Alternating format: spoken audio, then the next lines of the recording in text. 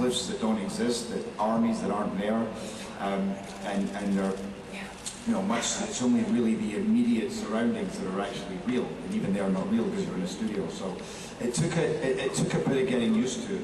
And then you just got to trust, because what I found was often in getting caught up in all of that it would kind of force you to push a little bit. So for me it was more about just relaxing and assuming that it was all already there, because in actual fact it wouldn't make that much difference whether it was there or not. I would still be pretty much the same. And then also a lot of it just happens through getting used to it, like performing on those sets. But I have to say, I mean, it's not quite as fulfilling an experience from the acting point of view when you're performing on blue screen. But there are other, you know, advantages. One is, as you say, everything's very contained. It's easy to move from set to set. You can get through the work really quick, which we did. I mean, I was amazed we managed to you know, get through the shoot on time, because there was so much to do. But Zach was just such an expert at moving it through and getting it done quickly. But yeah, it took a little bit of getting used to. Thank you. Okay.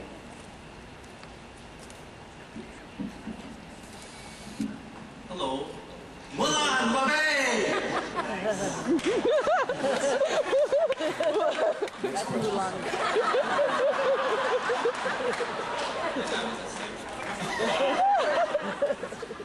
Okay, so I was just, after seeing the trailer, I see that you show the relationship between the Greek men and women, but will you be showing the relationship between the Greek men, Greek men?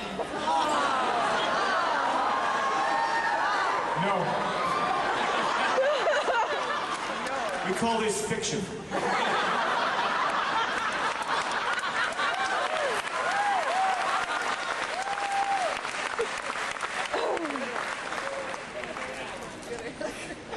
He wants more? I'm not happy with that. He wants more. He wants more. They're very good. They're good friends. They were known to be, they really bonded. Yeah. Lift your hat up, we can't see your eyes.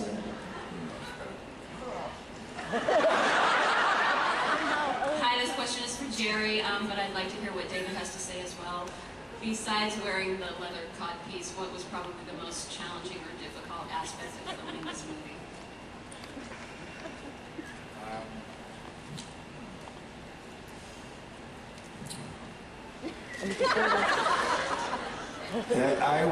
Actually, it kind of refers back to one of the last questions. I think it was really the blue screen. That definitely took some getting used to. So I'll just leave it at that. How many times did that cake flip back over your head? Oh yeah, the capes were a bit of a problem as well.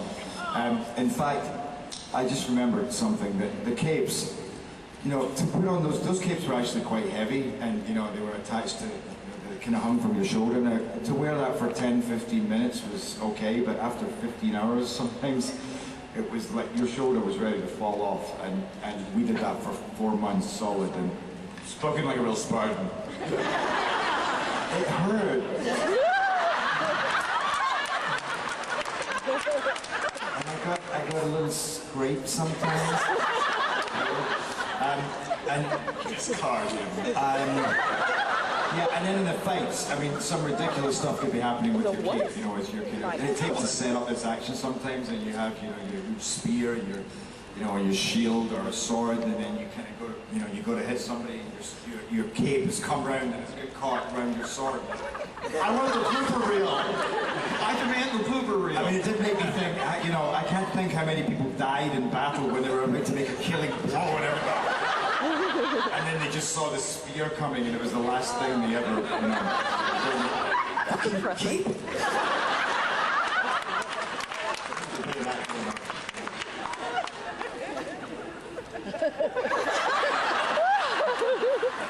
Excellent answer, Jude. Look, for me, probably the hardest part was just the training, essentially. I'd never trained so hard in my life, you know. My normal day-to-day training is like about 3 minutes long. And this was, yeah, day in, day out, many hours. It was obviously extremely physically exhausting, but then it became sort of psychologically exhausting because of it. That was my hardest bit. The capes were essential. I didn't find them difficult. This 3 minutes training still happens in bed.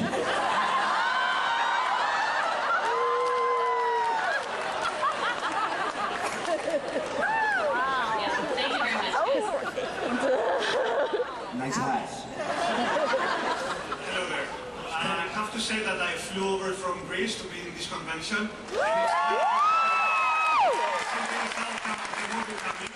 So my question is to Frank Miller that I heard that you flew over to Greece to make your research. What exactly was that, and if it helped the director, Zack Snyder, to accomplish this?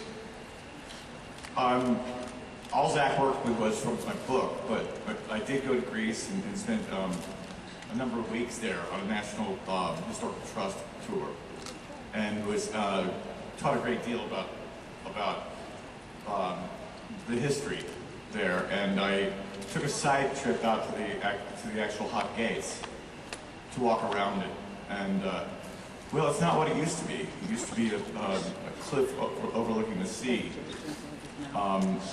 And now it's well, the sea kind of moved over the years, and now it's a freeway. And so you park off the side of the freeway, and you're by a lovely monument built by American Greeks. But then you have to make your way across a busy freeway and climb up to the mound where the Spartans actually died. And there is a beautiful plaque that has the most famous line of all, which was, go tell the Spartans passing by that hereby Spartan law will lie. So I researched it.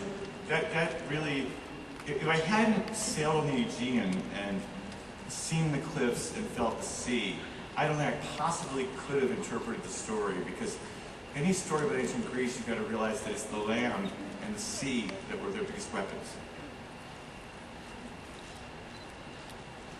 Thank you. I think this film might get on the work next year.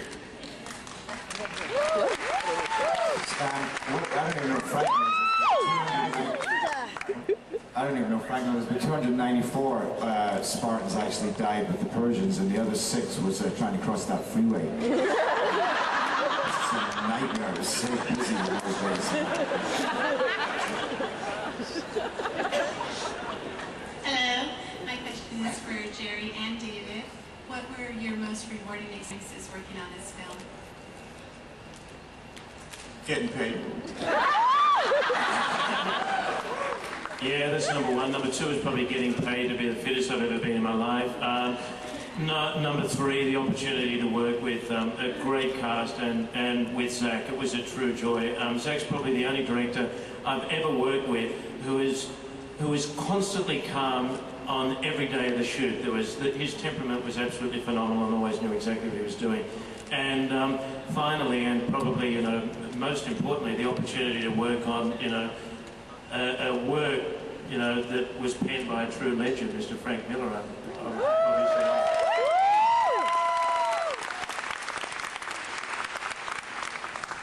Pretty much the same. It starts with getting paid. No, no, actually, it doesn't. Not the money they paid you and I. Huh? I was so excited to get the opportunity to work on one of Frank Miller's, Frank Miller, the man himself, one of his graphic novels. And then, after my meeting with Zach, we had the craziest meeting where the two of us were like in some coffee shop in the valley, jumping about like little kids, kind of like say that, talking about the walking, moving, It was, I'm like jumping about and say, excuse me, sir, do you have a cigarette?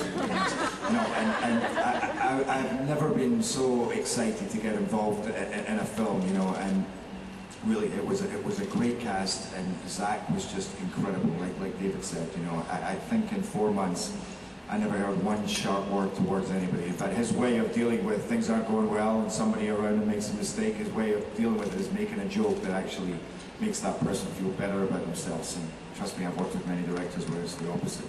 But so it was really.